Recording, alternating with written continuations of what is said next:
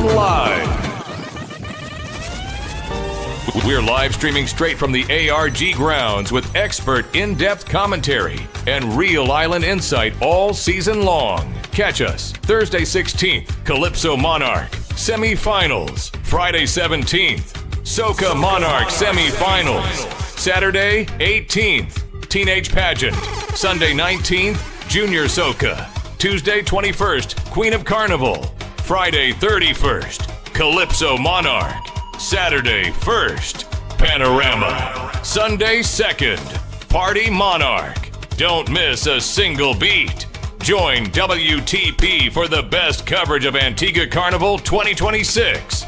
WTP, we the people.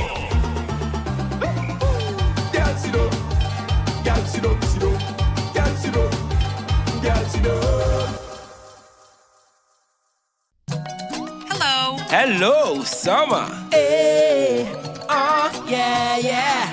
Hello, INET summer. Hello, summer. INET is heating up the summer with these sizzling deals. Sign up for INET Fiber and spin to win up to 100% off installation. Plus, sign up for the Ultra 50 plan and pay only $150 for the rest of 2026. Join iNet Mobile and get a free prepaid SIM with 6 gigabytes. Or go postpaid and get a free Samsung A07 plus 50% off the first 3 months. Hello savings, hello discounts, hello iNet Summer. Hello INET, hello summer. Oh, no.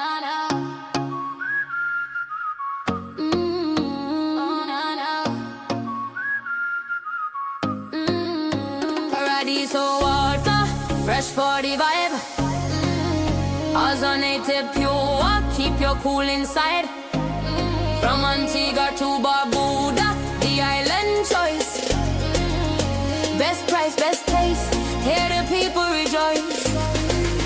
When the sun come hot and the road get long, Paradiso water keep you moving strong. Crystal clear, clean and right, refreshing every sip, day or night. Twin Island style, let the good times roll. Pure water blessing everybody and soul. Cool, clean, crisp, that's the way it go. Paradiso water make the whole place glow. Paradiso water, fresh for the vibe.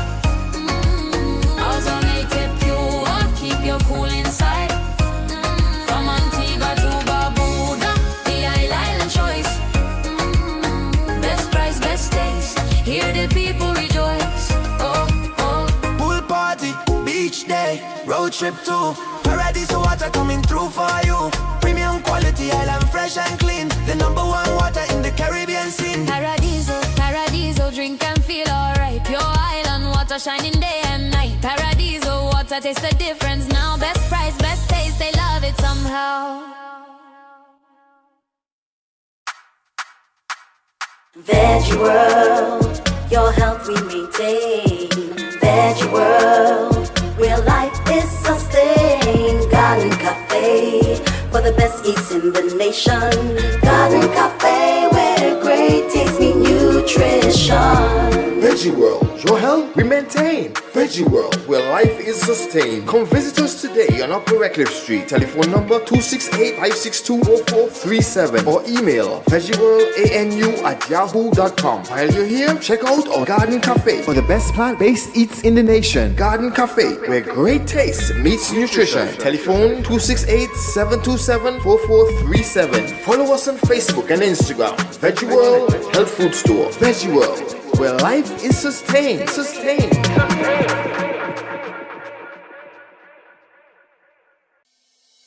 For 49 years, state insurance has been more than a promise.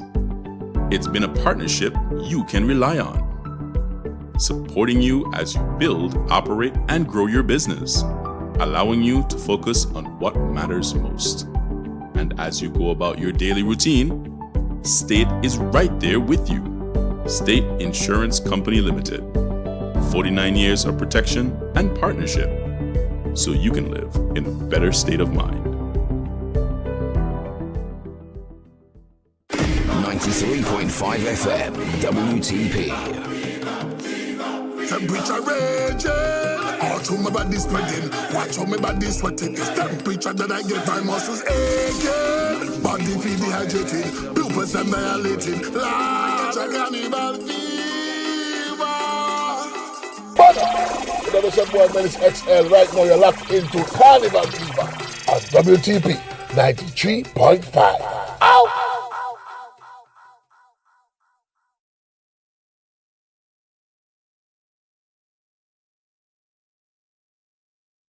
A time now for another post-cabinet media briefing, cabinet having met on Wednesday. And here with us on this Thursday morning to unpack some of what was discussed is the Director General for Communications in the Prime Minister's Office, Maurice Merchant. Maurice will give his summation of what happened. We'll have a few questions afterwards. It's a shortened briefing this morning because we're making way for the passing out parade for the Royal Police Force of Antigua Barbuda. That comes up shortly before 10 o'clock. So we'll be wrapping up at 9:45. So over to Maurice for his opening comments. Good morning, Maurice. Good morning to you, Garfield. Good morning to listeners and viewers via ABS Television and our other media affiliates. Welcome once again to another edition of our weekly Cabinet briefing. As usual, Cabinet held its weekly meeting this Wednesday, chaired by Prime Minister, the Right Honourable Gaston Brown. As usual, the most relaxing aspect of Cabinet was the meditation. Pastor Baltimore opened the Cabinet meeting with prayer and a meditation drawn from 2 Chronicles chapter 20, verses 12, and the verses that follow, reminding members that even the strongest leaders will encounter moments when the challenges before them appear greater than their own strength and wisdom. He recounted the story of a young woman whom he had encountered, and that young woman interesting, do excuse me. So he encountered a young woman who had reached a point of profound despair and had lost hope in life itself. Surrounded by difficulties and unable to see the way forward, she believed that her circumstances would never improve. Yet, with constant prayer, and when she turned to God in her darkest moment, she discovered that hope had not abandoned her. Through faith, prayer, and trust in God, unfailing presence, she found renewed purpose, courage, and the strength to continue. Pastor Baltimore explained that her story reflects the experience of many individuals and even nations that face overwhelming obstacles. There are times when human resources, intellect, and experience seem insufficient to overcome the challenges at hand. In such moments, God's word provides a clear example through King Jehoshaphat's prayer. We do not know what to do, but our eyes are upon you. It was only after the people placed their confidence in God that he assured them, the battle is not yours, but God's. The pastor encouraged cabinet members to remember that leadership carries immense responsibility and often requires making difficult decisions under pressure. While careful planning, sound judgment, and diligent work are essential, they should always be accompanied by humility before God and a willingness to seek his guidance. He concluded by reminding the cabinet members that when leaders place their trust in God, they are better equipped to serve their people with courage, integrity, and compassion. He prayed that God would continue to grant the cabinet wisdom in its deliberations, unity in its decisions, and confidence that no challenge is insurmountable when their eyes remain upon God.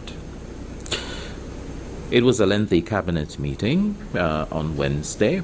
The cabinet devoted considerable time to discussing the European Union's proposal to require Caribbean countries operating citizenship by investment programs to phase out their programs within the ensuing 2 years as a condition for maintaining visa-free access to the Shenzhen area. Cabinet was updated on the extensive deliberations that took place during the recent Organization of Eastern Caribbean States Heads of Government meeting. Prime Minister is the chair of that organization.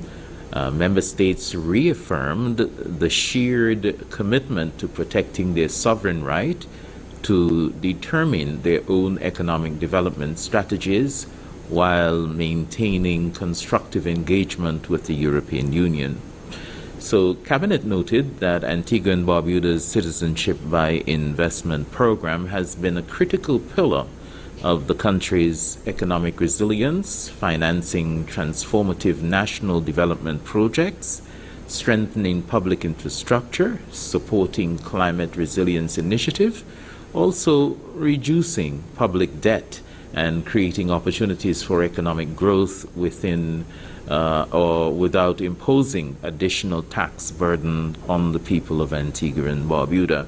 So while acknowledging the concerns raised by the European Union, Cabinet reaffirmed that Antigua and Barbuda has consistently demonstrated its commitment to maintaining one of the region's most robust and transparent due diligence frameworks.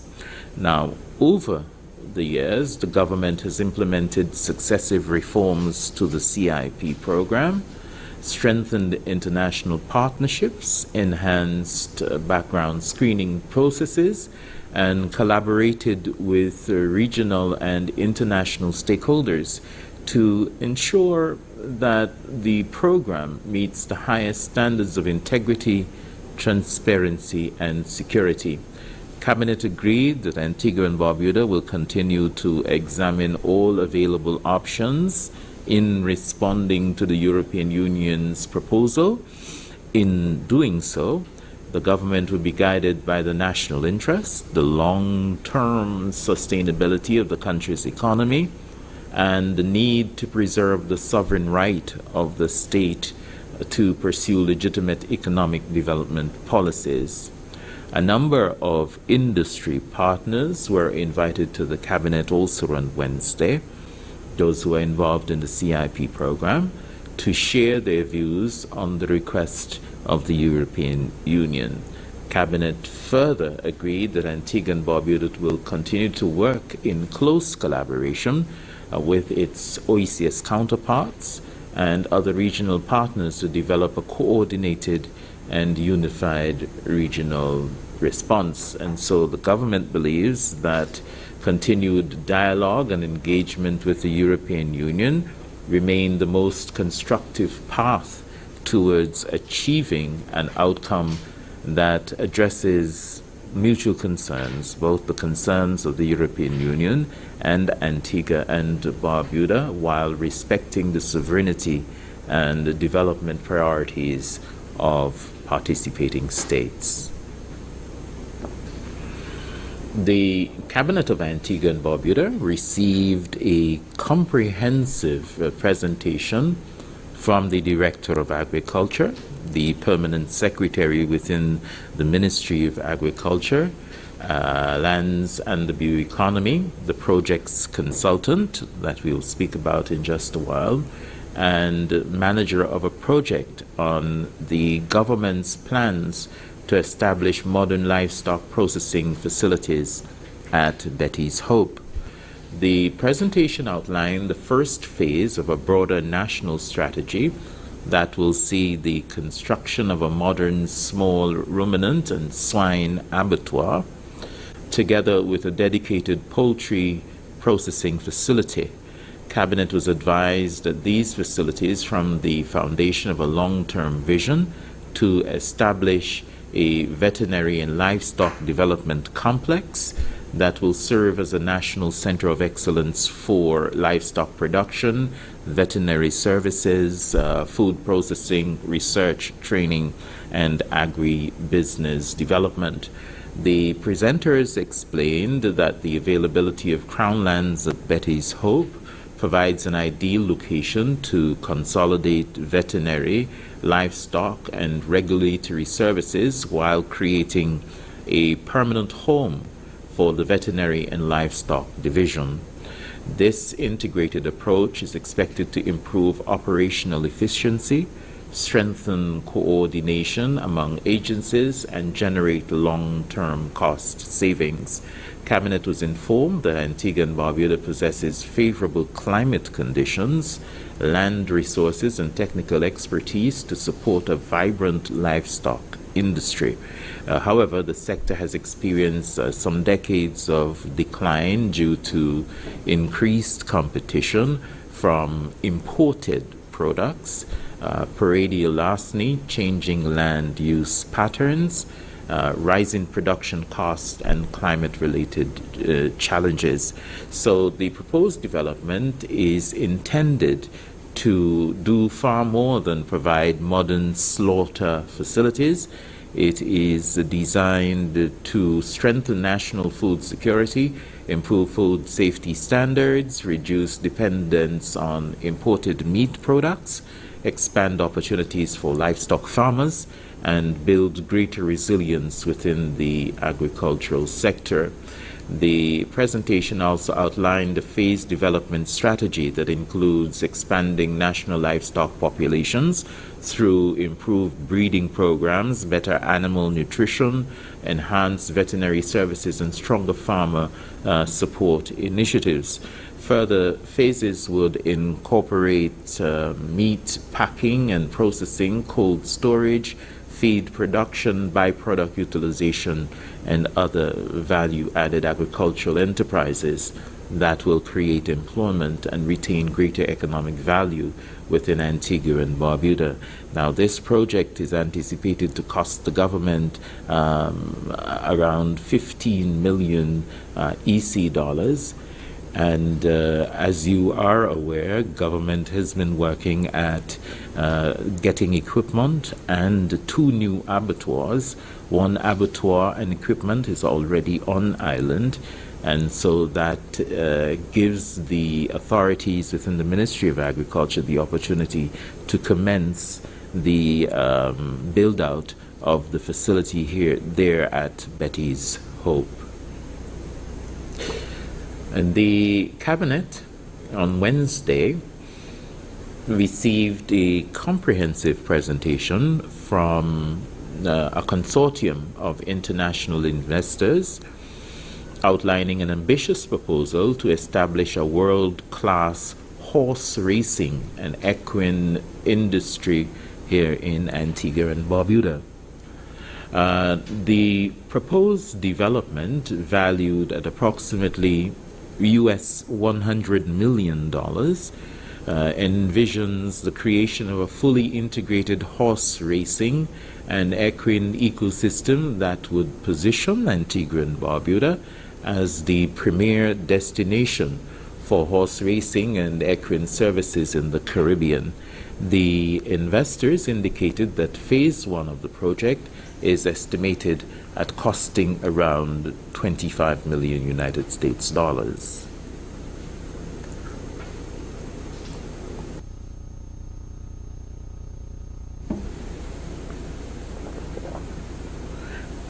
During the presentation, Cabinet was advised that the project extends well beyond the construction of a racetrack. The master plan includes the development of an international standards race course, a thoroughbred breeding center, an equine veterinary hospital, biosecurity and quarantine center, equine education and training facilities, hospitality and tourism amenities, and supporting infrastructure designed to attract international racing events and investment. The investors outlined the significant economic and social benefits anticipated from the project, including the creation of employment opportunities, increased tourism arrivals, expanded business opportunities for local enterprises, international partnerships, professional training programs, and opportunities for youth development through equine sports and related industries. Given the scale and the complexity of this proposed investment, Cabinet agreed that further engagement is required to fully examine the project's financial, regulatory, environmental, and operational components.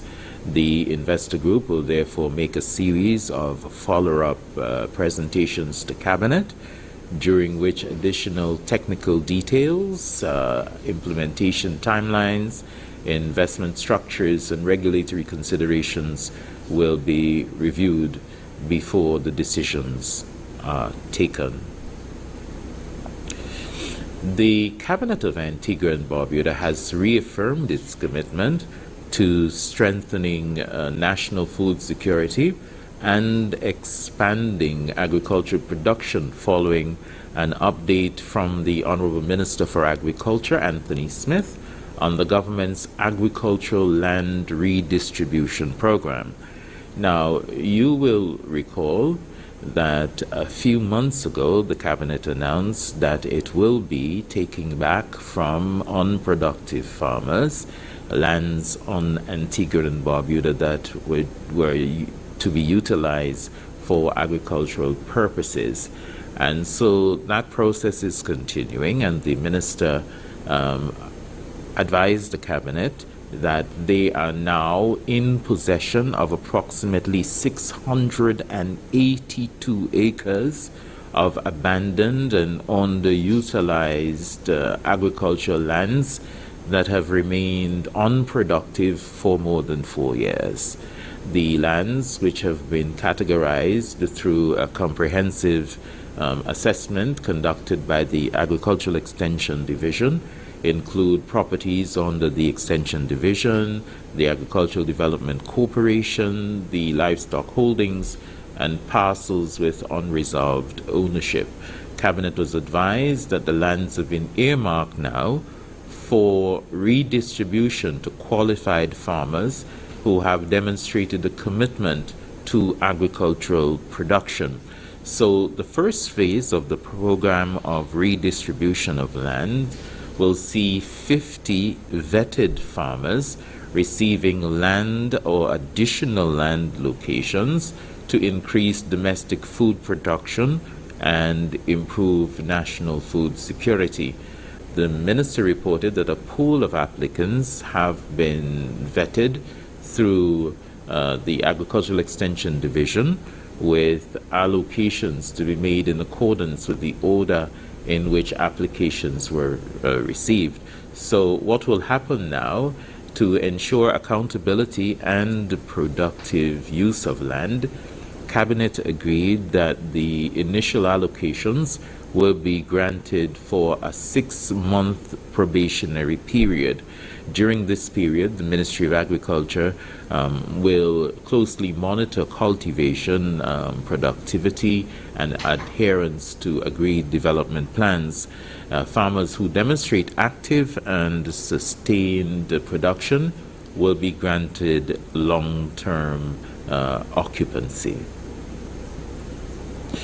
The Cabinet of Antigua and Barbuda has received an update from the Minister for Public Safety, the Honorable Stedward Qt Benjamin, on the implementation of the government's National Closed Circuit or CCTV surveillance program, a major initiative aimed at enhancing public safety and strengthening crime prevention across the country.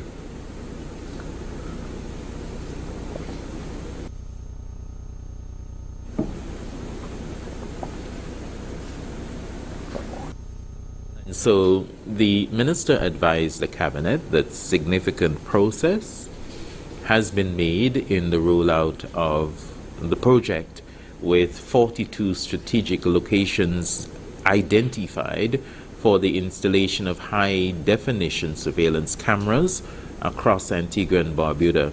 Installation is progressing according to schedule and is expected to be completed by the final week in August. The minister explained that the locations were selected following careful assessments of traffic patterns, commercial activity, public spaces, and other areas considered critical to national security and law enforcement operations.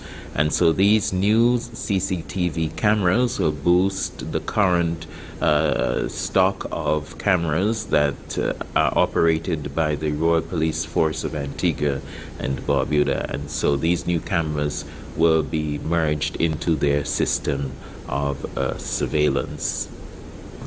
The Cabinet has approved a recommendation from the Ministry of Education to formally adopt the government's national CXC examinations fee support program, cementing a landmark education initiative that was first introduced during the last academic year. Garfield, you will recall that the government last academic school year announced and fulfilled that promise of paying the fees for all of secondary school students who are taking CXC CAPE and other qualifying examinations. The program enabled hundreds of students to sit the CXC examinations without the burden of examination fees.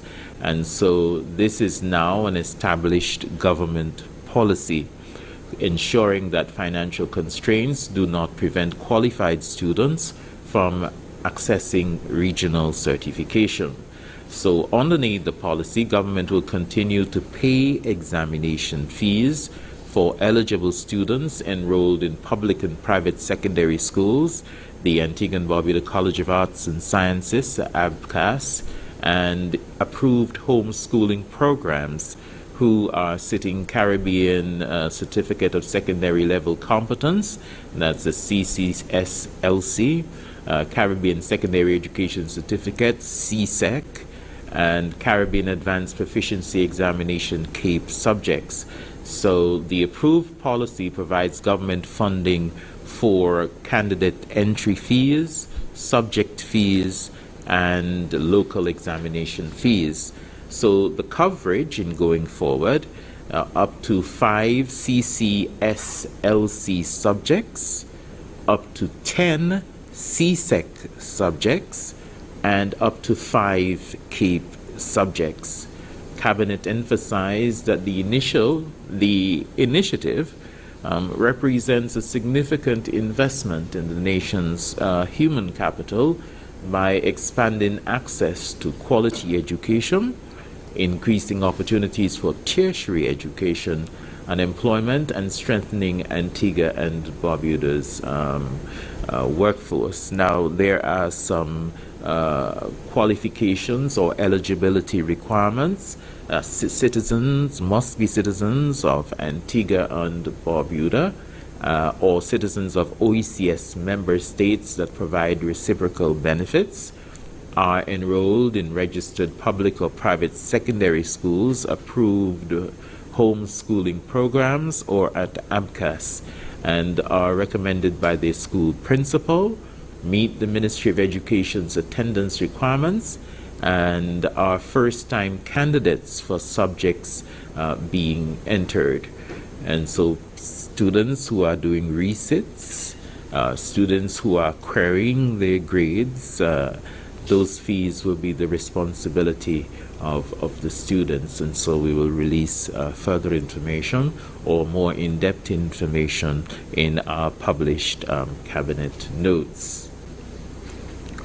Garfield, the Cabinet of Antigua and Barbuda, reaffirmed its commitment to ensuring that all official Antigua Carnival events remain accessible to the possible or the widest possible audience by deciding that all carnival shows will continue to be streamed live. The matter was discussed in Cabinet following the circulation of a directive proposing a mandatory 24-hour shows.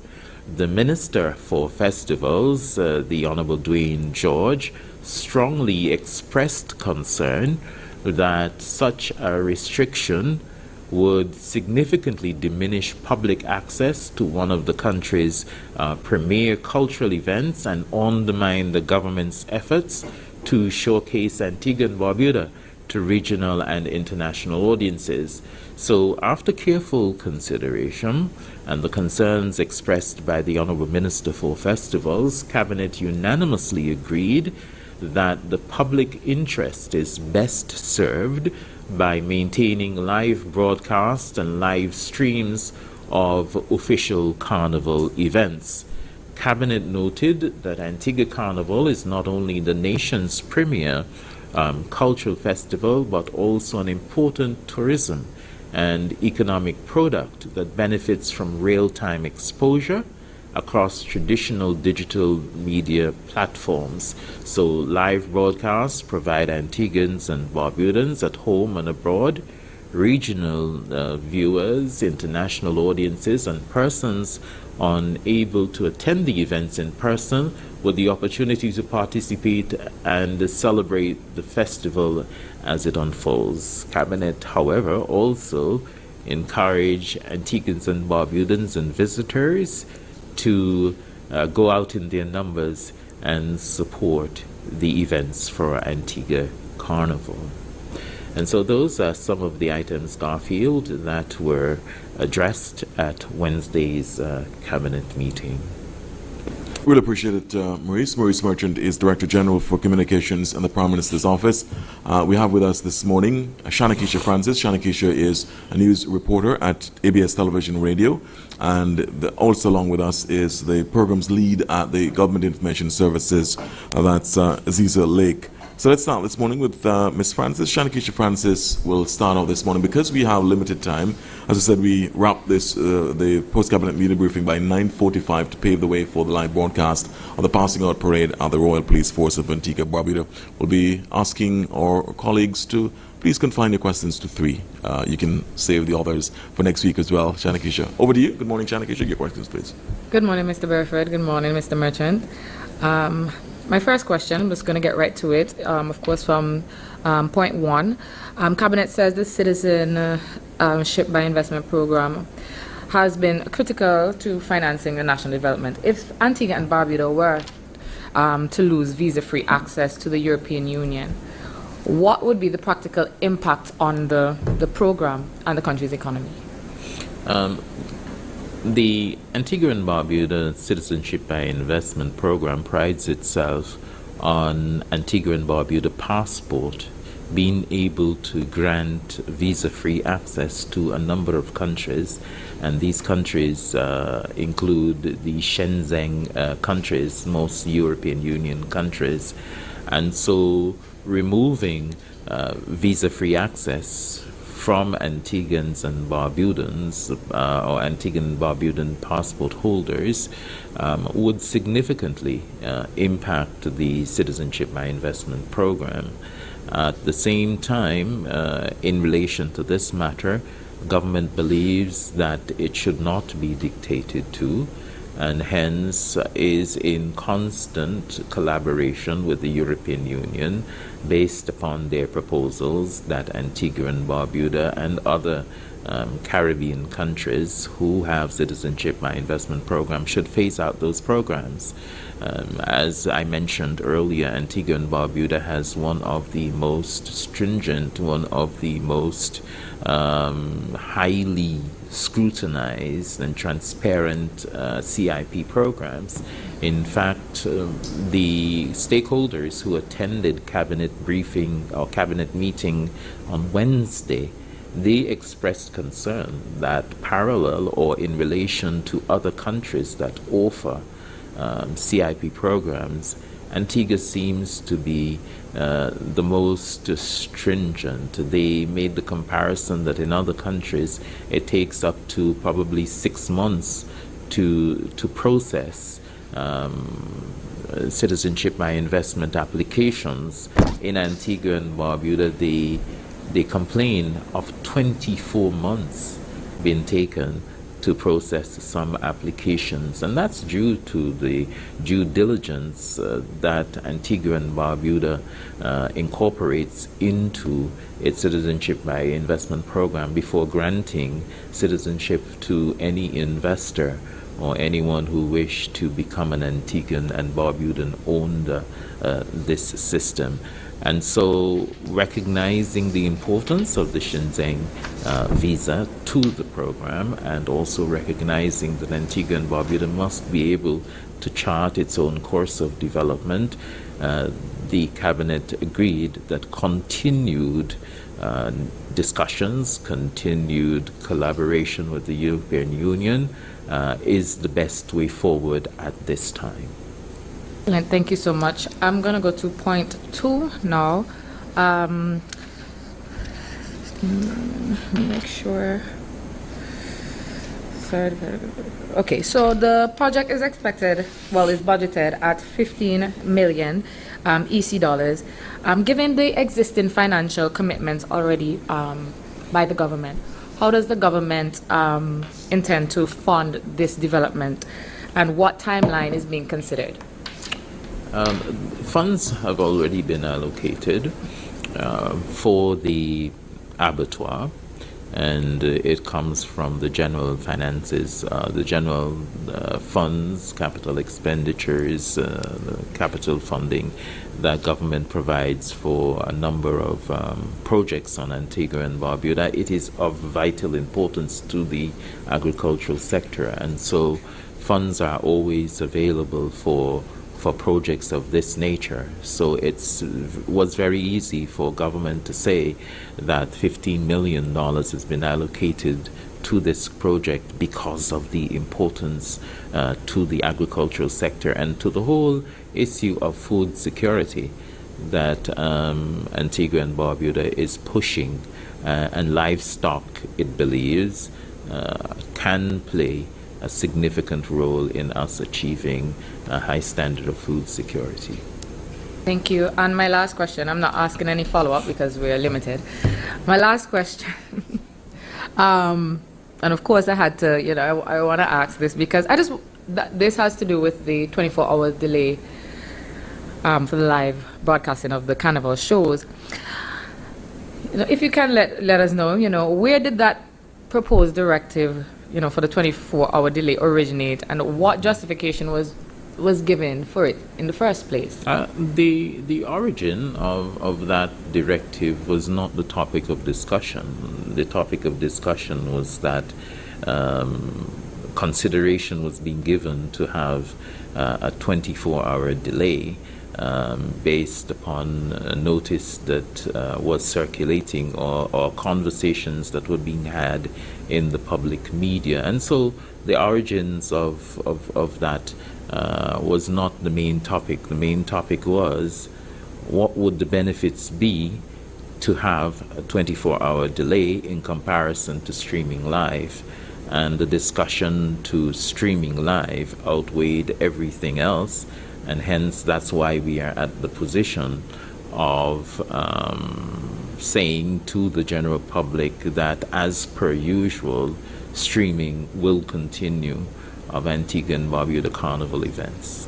Thank you so much. And thank you too as well, Shanakisha. I know that you have follow-up questions, but please keep them for next week as well. Really appreciate it. Let's go now over to Aziza Lake. Aziza is our programs lead for the Government Information Service. Good morning, Aziza. May we ask you to keep your questions to 3. Thank you. Good morning. Good morning, Mr. Merchant. Good morning, Mr. Burford. I'll keep it short. I know we have time constraints. In regards to the Citizen by Investment Program that the European Union has given certain directives in regards to that. And over the years, the government has, tried various avenues to diversify our economy. We know the gaming situation and the WTO decision. But it is notable that the European countries, a fair amount of them have residency by investment programs and citizen by investment programs. Malta and Cyprus have citizenship. Greece, Portugal, Hungary, Netherlands, Latvia, Monaco, Montenegro, and Andorra. And how do you think, or what do the government think in terms of engaging with the European Union, knowing that they themselves also have these sort of programs? Yes. Antigua and Barbuda is taking the approach that while we are concerned too about some of the issues raised by the European Union towards their security based upon our CIP program, we feel that due to the operational guidelines that Antigua and Barbuda have put in place, that we have a case to put forward to the European Union to say, look at our program in depth, look at what we have done, look at all of the laws and guidelines that we have put in place, and you will see that this program is not only designed to ensure that Antigua and Barbuda's security is maintained, but also that of the European Union and any countries, because Antigua and Barbuda stand to lose significantly if it does not go through rigorous security checks and due diligence scrutiny of applicants. And so it has provided significant economic benefit to Antigua and Barbuda. It is what developing countries have at their disposal as one of the arsenals to support its economy. And Antigua and Barbuda stands proud to say that our program is like no other, based upon how secure that program is. Thank you, Mr. Merchant. You indicated that the government received a proposal on a U.S. $100 million horse racing industry in development. Will this be at the Casada Gardens racetrack location, or is this at another location? This is at another location. This is at another location. All right, thank you, sir.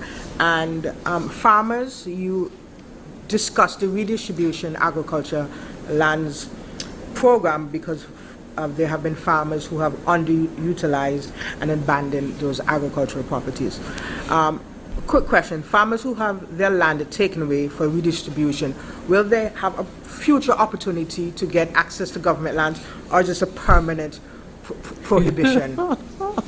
They probably will have future opportunities, but they certainly will not be top of the pecking order. Yes.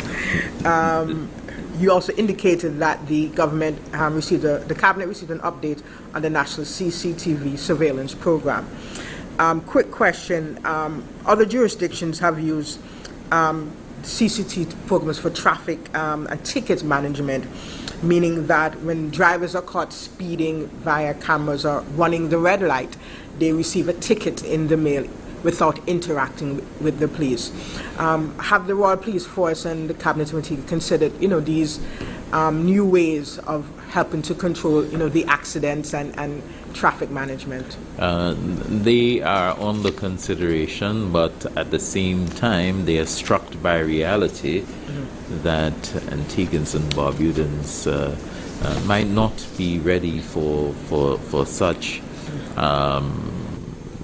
efforts of being penalized for traffic offenses, because my initial response would be, I never received that traffic report in the mail or that traffic citation in the mail. And so it's a work in progress. It's a good idea. It would require developing strong database system, strong surveillance, stronger surveillance efforts that can produce significant evidence to support any citation that the police may want to issue. In the laws, for example, of the Development Control Authority, that's the Planning Act of Antigua and Barbuda, the Development and Planning Act of Antigua and Barbuda, citations can be served on any individual. That individual can say that they did not receive it, but that is not an excuse for being penalized under that said law. So once it's served and the DCA has evidence of it being served, it is considered served and applicable, whether or not the individual says that they receive it or not. And that could be a direction taken by law enforcement in dealing with traffic offenses, but it will require change in the law. Thank you, sir. And one quick question regarding the Carnival live stream. Other jurisdictions have implemented a system where IP addresses that are outside of their jurisdiction pay a small fee for live streams, like $2.99 US or $5 US. I do recall several years ago, the Mist Mash Troop implemented a system like that for one of their live streams. Do you think that's something that the Festivals Commission and the Cabinet would look into in future carnivals? It was discussed. Next year is the 70th year of Antigua and Barbuda's Carnival, and one of the proposals to be considered by the officials affiliated with Carnival is that promotion could commence from now on instituting a pay-per-view package for Antigua and Barbuda's Carnival, and also to develop additional offerings where live streaming is concerned that can be financially profitable to the Commission and to the promotion of Antigua's Carnival. Thank you, Mr. Merchant. Thank you as well, Aziza, even though you kind of got away with a few other one more questions there as well. Aziza, thanks. Maurice, we're pretty much out of time, except to ask, just for following up on one of Aziza's questions, the $100 million proposed horse racing and equine industry development. It says it's going to. You say it's going to be developed elsewhere apart from Casada Gardens. Yes. Two quick things on this. Who are the investors behind this project, the $100 million one? And there was talk about development of Casada Gardens before a group of regional investors. Is that dead on the vine? Talks are continuing with the principals affiliated with the Casada Gardens racetrack, which obviously is a smaller undertaking in comparison to what is proposed from these international investors. These international investors are experts in horse racing. They conduct business in the United Kingdom, in Asia in particular, and also in the Middle East, in Dubai, in Qatar. And so they are well versed in horse racing. They have expertise and they have finances that this project can be developed on Antigua and Barbuda and be beneficial to our economy. Any idea where in Antigua it would be developed? Pardon me? Any idea where in Antigua? It is in the area, it is recommended or proposed to be in the confines of, where do you call that? St. George's area in St. George's. Yeah. All right, Maurice, that's it. Back over to you for your quick closing comments. Thanks. Yes, and seeing that the interest of Carnival seems to be a topic for our reporters here today, Cabinet received an update on the condition of So'unku, of the famous Burning Flames, and the Cabinet noted that So'unku issued a public statement that he has been recommended by his physicians to desist from participating in carnival activities this year. He released a statement. So as a result, scheduled performances involving Burning Flames have been cancelled, the Red Hot, that is, and also Burning Flames, because he's also a significant feature of that band. So Cabinet expressed its continued concern for the health and express heartfelt wishes for his complete and speedy recovery. So'unku has many decades made an extraordinary contribution to the cultural life of Antigua and Barbuda and the wider Caribbean through his exceptional talent, dedication, and enduring legacy in music. The government and people of Antigua and Barbuda are looking forward to seeing So'unku return to good health and back on stage when he has fully recovered.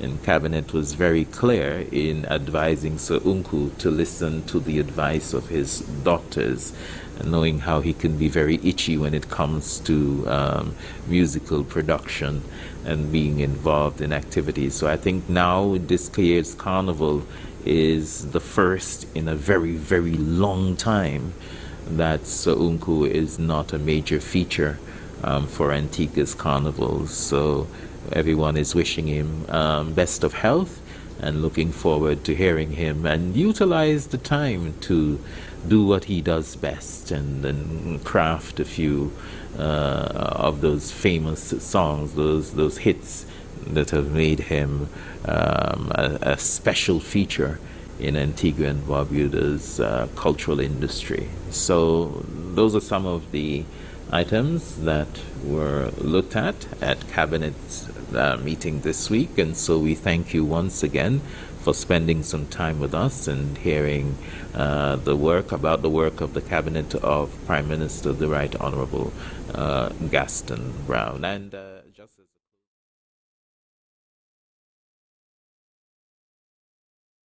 every morning, Monday to Friday from 7 o'clock on WTP FM 93.5. Your mornings will never sound like this again.